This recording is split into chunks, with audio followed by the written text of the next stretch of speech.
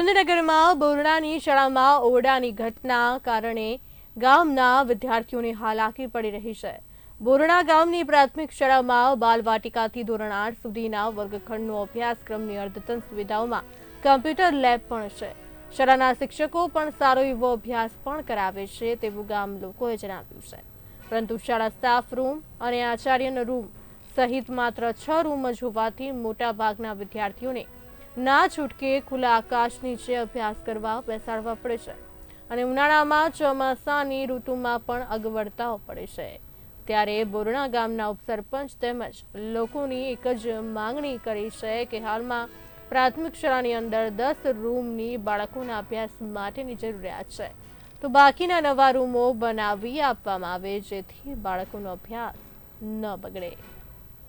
સ્કૂલનો પ્રશ્ન લગભગ 3 વર્ષથી છે। જર્જરિત હોવાને કારણે સ્કૂલને પાડવામાં આવેલી, પણ એનું શું આજ દિન સુધી હજુ ટેન્ડર ભરવામાં આવતું નથી। ટેન્ડર નીચા ભાવનું ભરે છે। શિક્ષણ અધિકારીને રજૂઆત કરી તો એવું કહેવામાં આવે છે કે ટેન્ડર નીચા ભાવનું ભરે છે।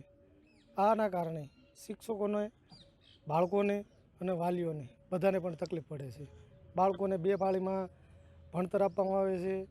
રૂમ ઓછા હોવાના કારણે શિક્ષકો પણ હેરાન થાય છે, વાલીઓ પણ હેરાન થાય છે। આ ગામની વસ્તી લગભગ આશરે 3700ની આજુબાજુમાં છે અને આ બોયણા પ્રાથમિક શાળાની અંદર હાલમાં બાળકોની સંખ્યા આશરે 300ની આજુબાજુમાં છે બાળકો।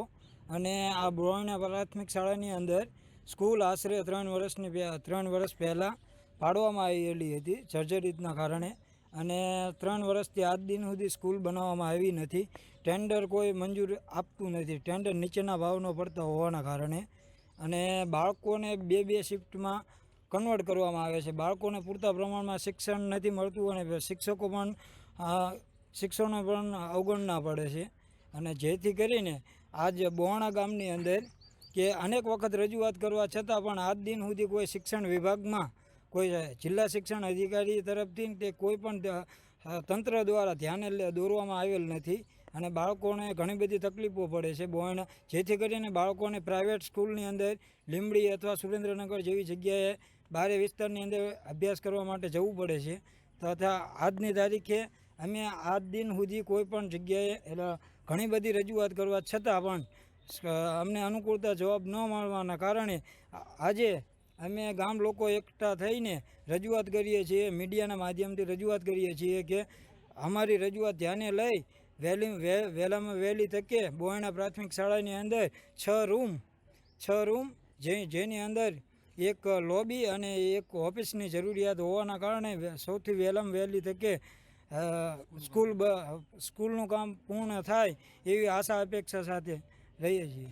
3 વર્ષથી અમારી શાળા જર્જરિત હોવાના કારણે રૂમ ઉતારી લેવામાં આવ્યા, પણ હજી સુધી આગળ કાર્યવાહી કશી થઈ નથી।